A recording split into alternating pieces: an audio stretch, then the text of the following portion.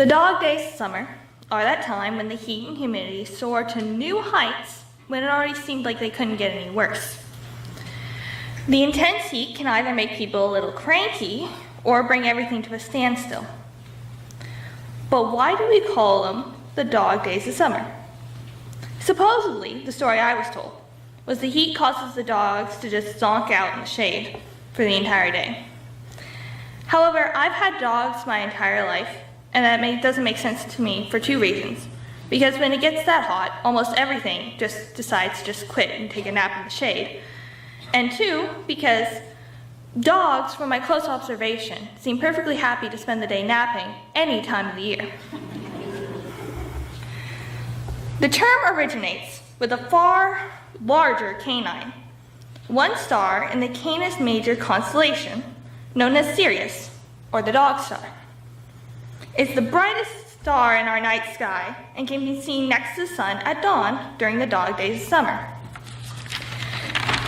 Just because the dog star is a certain position during the dog days of summer doesn't prove the term's namesake. Correlation does not imply causation. So, I'm going to drag you through history to find a connection. See, I have the podium, I get to do this. In ancient Egypt, what we now call the dog days would have been right before the annual Nile floods. The ancient Egyptians also enjoyed stargazing and noticed the star's special location, and associated Sirius with the god Osiris and rebirth. The Hindu religion has a myth about a prince whose name I cannot pronounce and will not try to for the sake of your ears, who made a long journey to heaven but refused to enter when his dog was not allowed to enter with him. Eventually, his dog was allowed to enter heaven with him and formed the Canis Major constellation. To the north, the star was Loki's torch, and is mentioned in many Native American myths and often associated with dogs. So almost everyone has something to say about the dog star and associated it with dogs, but we still haven't found a connection between the dog star and the dog days. For that, you have to turn to ancient Greece. The Iliad is an epic poem written by Homer in the 8th century BCE. In book 22, there's an interesting passage for our question. Yeah, I'm going to quote the Iliad.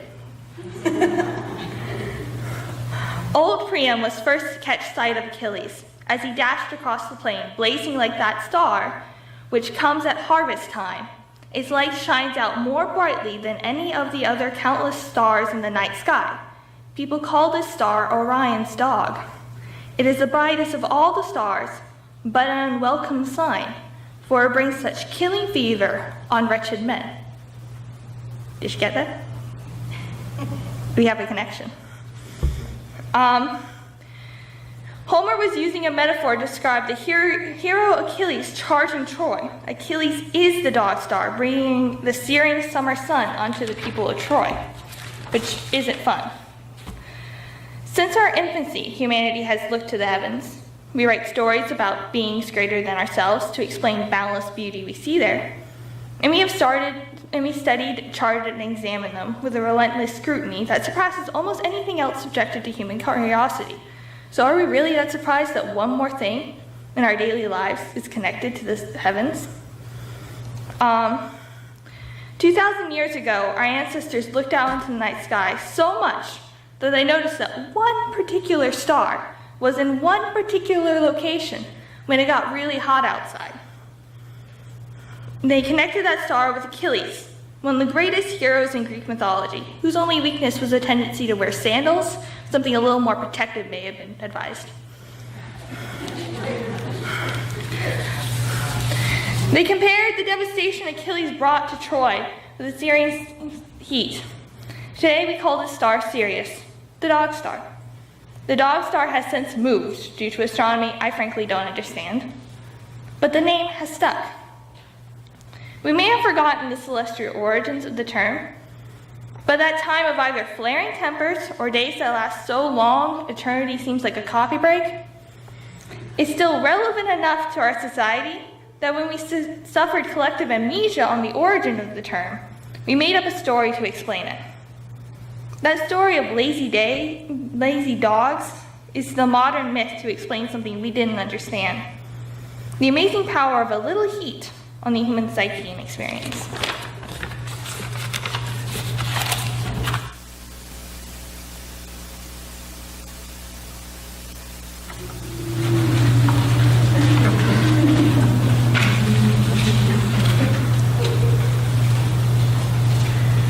A reading by Natalie Babbitt from Tuck Everlasting.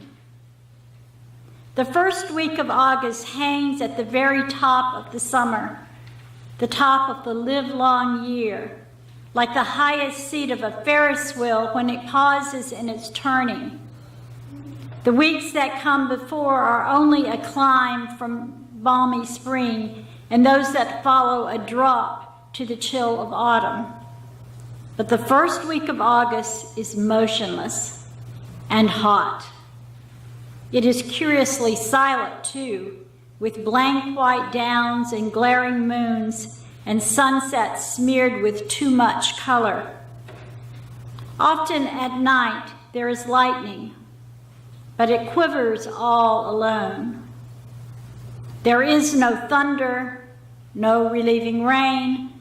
These are strange and breathless days, the dog days, when people are led to do things they are sure to be sorry after.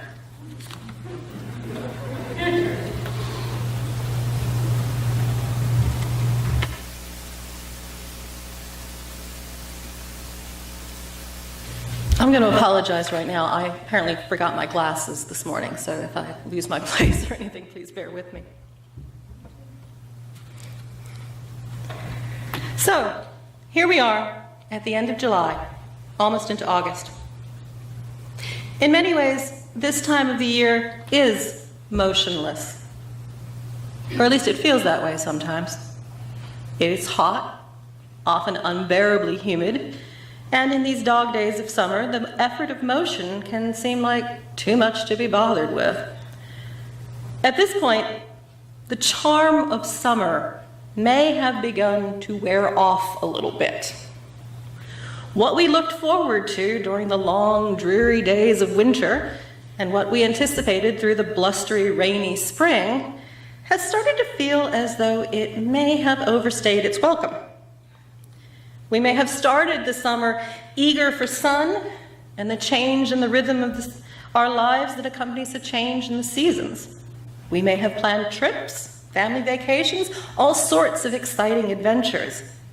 And hopefully we have enjoyed those trips, those family get-togethers, the time off work or out of school.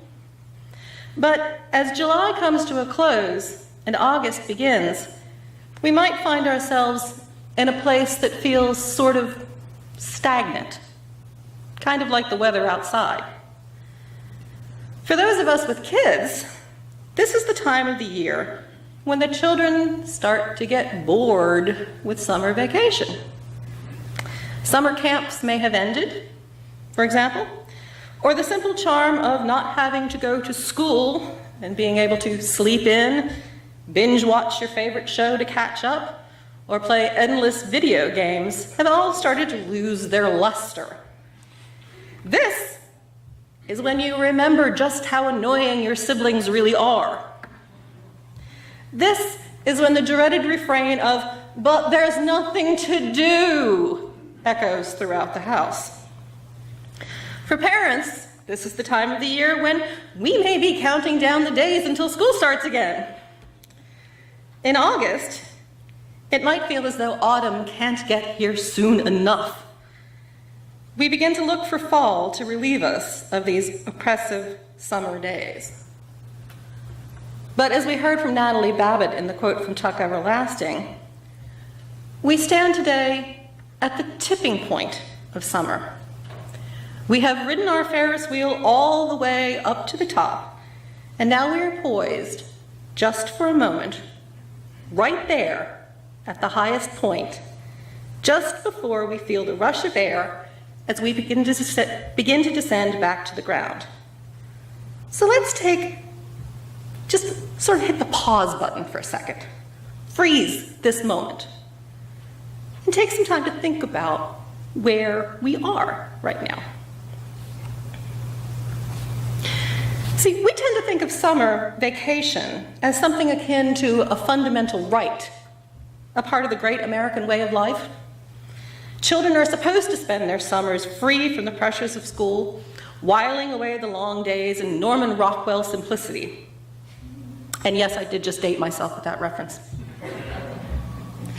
Families get to take vacations together at the beach, or at a lake house, or in the mountains, somewhere away from the hustle and bustle of the city. We may even think that this annual pattern is a legacy of our agrarian past, and that summer was the time when children were needed to help out on the farm. And from this perspective, summer may seem like that time when we reconnect with nature and pause long enough to once again feel the more gentle rhythm of the earth. For many of us, summer may be the best, if not the only time, when we can walk away from our artificial, man-made world to commune with nature for more than just a brief moment. Don't get me wrong here. I'm not saying we shouldn't take the time to appreciate nature. Quite the opposite. But I also think it's worth noting how artificial our calendar really is. Having the summer off from school didn't come about as a response to the farming cycle. Instead, it is more a product of the Industrial Revolution. Back before the turn of the 20th century, school schedules tended to be determined more by local community needs than by centralized governments and departments of education. In farming communities, this often meant that the children would be in school during the winter months, get a break during the spring planting season, return to school for most of the summer, and then get time off to help with the fall harvest. It was industrialization and the rise of urban population centers that changed things. Now, anybody who's ever been in a city in late July, like me in Columbia, knows just how miserable it can be. Now, imagine what that must have been like before the wonderful modern invention of air conditioning. Remember, air conditioning in schools is a fairly recent thing. There are some places that still don't have adequate air conditioning for their classrooms. I remember when I was in graduate school in the city of New Orleans many years ago that we won't add up, a lot of the classrooms in the city of New Orleans did not have air conditioning. Think about it. And this could, in New Orleans, it could be 95 degrees with 95% humidity in October. And I always marveled at how we could possibly expect children to concentrate on anything or learn anything in what seemed to me to be such inhumane conditions. So it seems like having kids out of school when it was too hot to concentrate might be a good thing. At the same time as population centers were shifting, the economy was changing. And we had reduced working hours, the rise of labor unions, increased wages, and all of this meant that people had more of something they hadn't had a lot of before: leisure time. Time to spend with their families, time to go somewhere and enjoy new sights outside of the city. Pleasures that had once only been available to the rich were now available to other classes. And of course, we have to bear in mind here that this is a sort of traditional patriarchal household system that we're using here, because this is the time when you have the male breadwinner staying in the city to continue slogging away on the eternal rat race, while the wife and the children got to go off into the country somewhere. I'm thinking here of the old Marilyn Monroe movie, The 7-Year Itch, in particular. And again, I just dated myself, but we'll try to ignore that. It seems today, though, that we're still balancing those demands of the rat race with our need to return to nature. And today, even that little bit of leisure time to take that summer vacation seems harder and harder to come by. Summer, like so many other things in our lives, can fall victim to overscheduling. Work schedules might not even allow for partners to take vacation time together. Children have music lessons, sports, camps to go to that also put demands on our calendars. Carving out time for the whole family to do something together sometimes seems as if it gets harder and harder every year. So, while we are languishing through these dog days of summer, or trying to squeeze in that last family trip before the new school year begins, let us pause to recognize that we are at this tipping point of summer. Because all too soon, all the pleasures of summer will be gone. Already, the stores are full of bins of pencils, glue, tape, binders, and loose-leaf paper. Before we know it, school will start up again, and the children's cries of boredom will be replaced with complaints about homework, and the constant flurry of extracurricular activities will take up again. For some of us, the horrors of move-in day will descend upon the campus that has been blissfully empty of students for the last several months. For others of us, move-in day will bring other bittersweet moments as we deliver our children to a campus far, far away. Bathing suits will be replaced by sweaters, and tailgating parties will replace barbecues. In the blink of an eye, we will be fretting over Halloween costumes and Thanksgiving plans and wondering where in the world summer went. So let us also pause at the peak of summer and see that in this heat that can seem so oppressive, nature is still hard at work. As we heard in our opening poem, it is now, under that green corn moon in these hot, humid nights, that the corn is growing so fast you can actually hear it. And if you listen close enough, you might also hear the feet and legs of a certain 12-year-old boy growing as well. This time of the year has the green corn moon for the Native Americans in some regions. It's also known as the sturgeon moon to the Algonquins in the Great Lakes region. It is also known as the blueberry moon, because this is when blueberries ripen. And we also have that blood moon. Did anybody get a chance to see the blood moon? So all around us at this time of the year, many crops are coming to fruition and will be ready for harvest in a matter of weeks or even days. So for nature, this time of the year is also a tipping point, a shift from the growing season to the harvest season. In pagan tradition, August brings the first of the 3 harvest festivals in the form of Lammas, which the Catholic Church co-opted in the loaf mass, the blessing of the first loaf of bread made from the first wheat that's harvested. And it may be that our schedules nowadays are dictated more by the demands of our modern economy than by the rhythm of the seasons.